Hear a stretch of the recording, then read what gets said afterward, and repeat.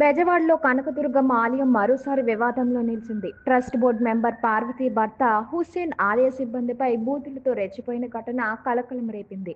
తమతో వచ్చిన అందరికీ ఆశీర్వచనం చేయలేదని, శేష వస్త్రాలు ప్రసాదాలు ఇవ్వలేదని వేద పండితులు ఉద్యోగులపై హుస్సేన్ తీవ్ర ఆగ్రహం వ్యక్తం చేశారు. ఈ ఘటన జరుగుతున్న సమయంలో బోర్డు మెంబర్ పార్వతి తన భర్తను అడ్డుకునే ప్రయత్నం కూడా చేయలేదు.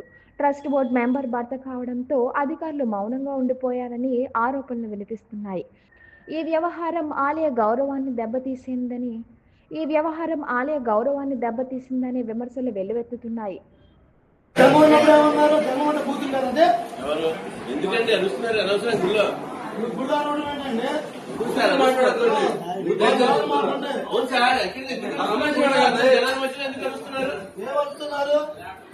మాకేమన్నారు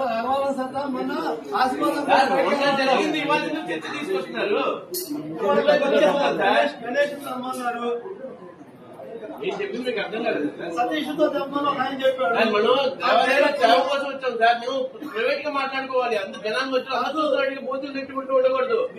బూతులు మీరు అంటారు ఎవరన్నా సార్, ఇప్పుడు ఇక్కడ ఎవరన్నా చెప్పండి. మొన్న జరిగిపోయింది, ఇప్పుడు మాట్లాడుతున్నారు ఎందుకు? మీరు మీకు కావాల్సిన వాళ్ళంతా దర్శనాలు పెడతారు.